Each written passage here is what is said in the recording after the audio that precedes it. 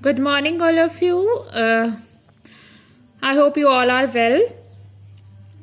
So, today we're gonna start our next chapter, that is microorganism friend and foe. Now, what we are going to study in this lesson is microorganism friend and foe. The name states microorganism. Okay, so how will have you ever seen your mom asking you to maintain hygiene, the cleanliness? She never allowed you to eat without washing your hands.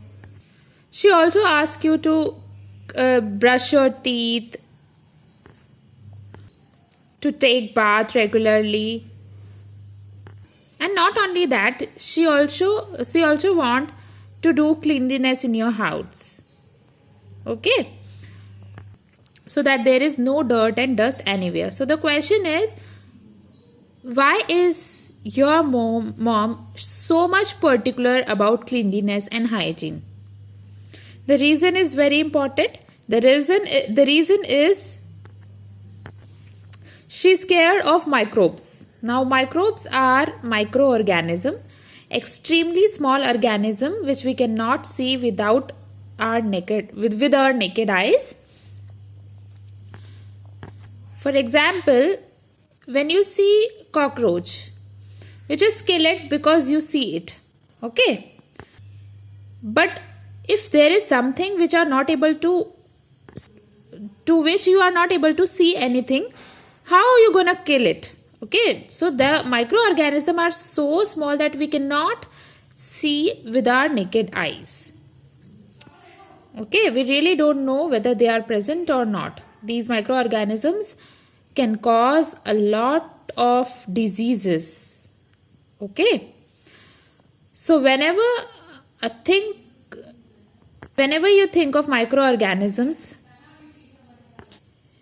you would have seen so many advertisements coming on the television right now that wash your hand with soap, make your hand cleaner to protect away yourself from virus. That is a coronavirus nowadays going on. This is also a microorganism. So if we do not maintain hygiene, it will give rise to germs, and germs can attack us and cause diseases. So these germs are nothing but a microorganism, and these microorganisms are capable of causing a disease. So whenever we think of these kind of microorganism, they have appearance of a devil for us. Okay. So microorganisms are really, really scary. So why do we scare from them? Because microorganisms attack us and they cause some disease. They will make us fall ill. Now the question is, are microorganisms always harmful? That is the only purpose that they did? Not really. So microorganism can also be friendly. There are two categories of microorganism. One is the good microorganism or the friendly microorganism, and the other category is the harmful microorganisms. So these harmful microorganisms are the one which are to be scared of. They can cause diseases, they can make us ill. But the friendly microorganism, they are not going to harm us. Instead, they help us. We will see in this lesson that what are those friendly microorganisms which help us, and what are those harmful organisms which harm us.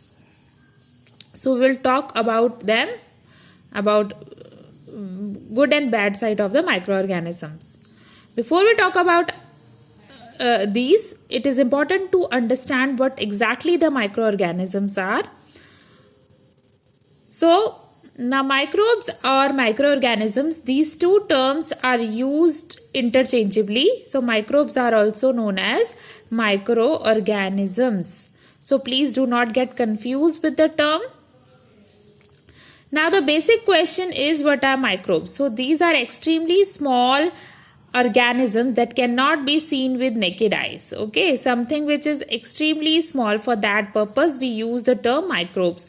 Micro means very small. So these are very small organisms So how can we see them? We cannot see them with the naked eye. We can see them with the help of a magnifying glass or a microscope. Okay, it helps us to see those microorganisms which are at least comparatively little bigger. But if it is extremely small, you cannot see with a magnifying glass. You need a microscope for that. Okay. Now, example of microorganisms are bacteria, fungi, viruses. These are all example of microorganisms. Now, you would have heard about the people are saying that I fall ill because I have viral fever. Have you heard? Or somebody says that I got a bacterial infection in my throat. So, what are these? Viral fever, bacterial infection, fungal diseases. So these are basically the problems of diseases which are caused by these microorganisms. Okay. So in this lesson we will talk about how these organisms can be harmful or helpful or harmful. One important thing which I would like to share is whenever we talk about virus, you have to consider it as a star mark on virus, because virus is quite different from other organisms, and that is why viruses are often not categorized as a microorganism. Now why virus is also extremely small. They also cannot be seen with the naked eyes as per as that definition. When you talk about classification of microorganism, viruses are not included because viruses do not show the basic characteristic of a living organism. So please do remember, viruses are exception. They do not behave like a living organism as long as they are outside of the body, as well as it is entered in the body of an organism. Then it start behaving like a living organism. So because of this peculiar property of viruses, they are often not classified as a microorganism. So the classification of microbes are bacteria, fungi, protozoa and algae. Now as I mentioned before, that we will talk about each of them in a detail, that how they look like. So let us talk about the bacteria first.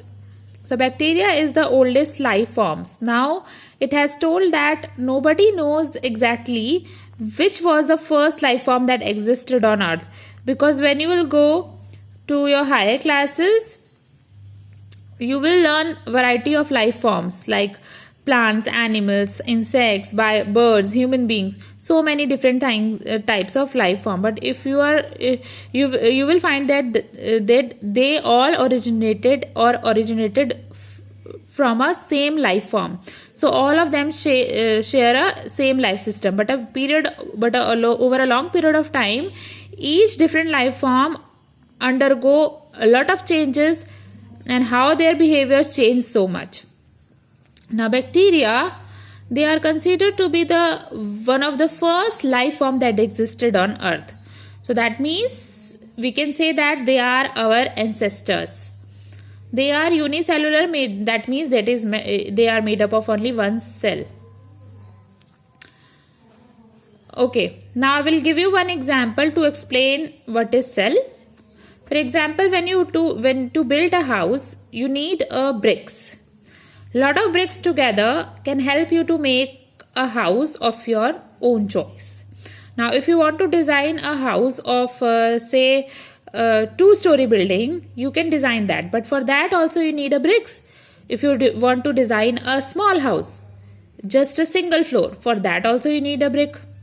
If you want to design it with design a huge tower, so bricks are the building blocks for the construction. So a number of bricks together, they form a huge building of your own choice, of your own design. In a very similar way, inside every living organism, there are some basic building blocks, and these are called cells.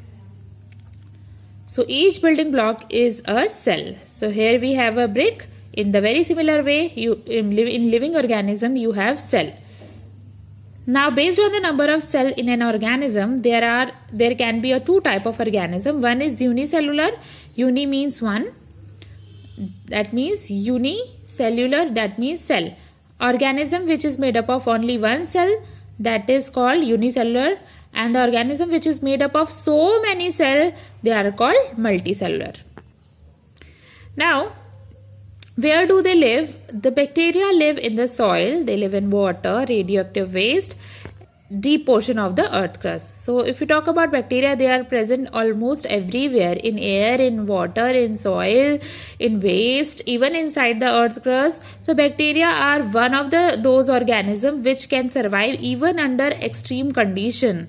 Some of the bacteria can survive even in the high temperature. Some of them survive in a low temperature also. So bacteria can go anywhere and everywhere. They can even live inside the plants or animal bodies.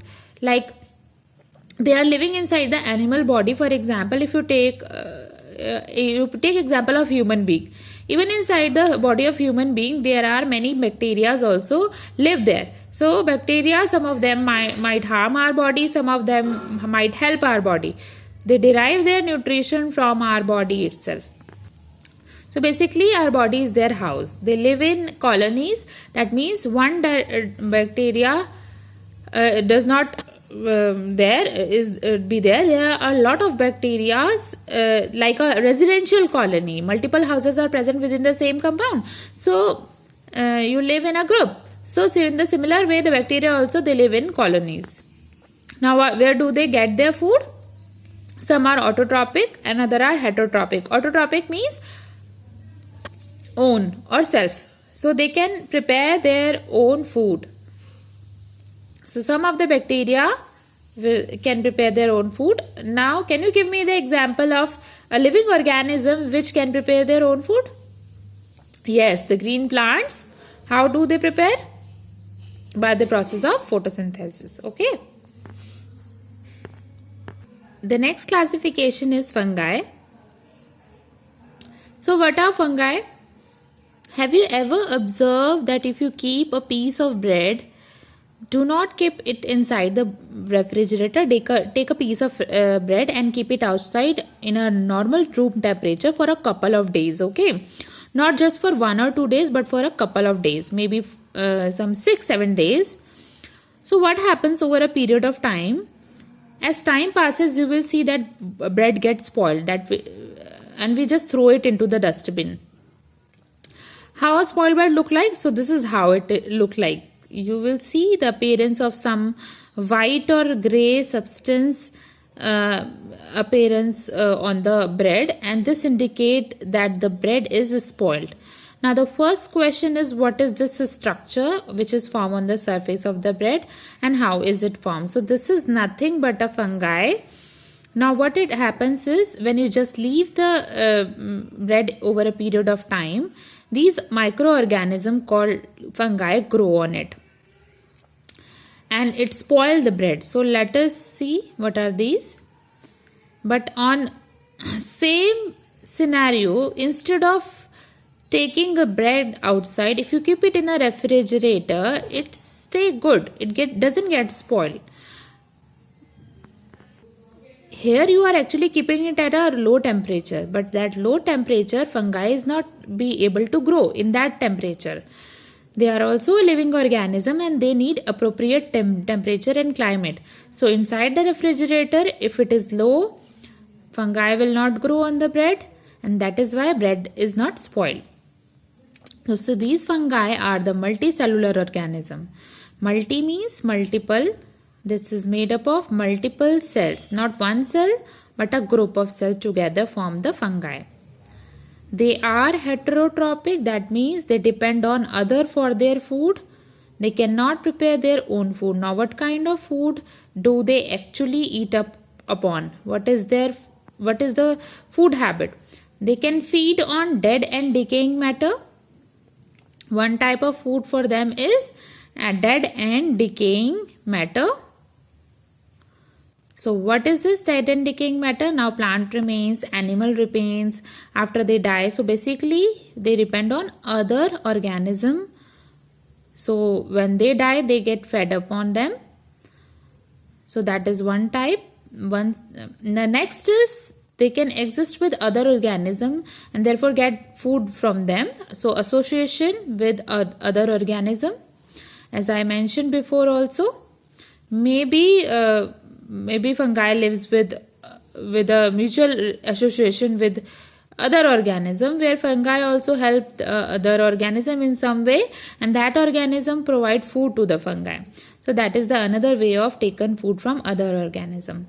And the third scenario is it can also be parasitic. That means it live inside the body of another animal and get its food from that animal. At the same time, it is parasitic because it causes diseases to that animal.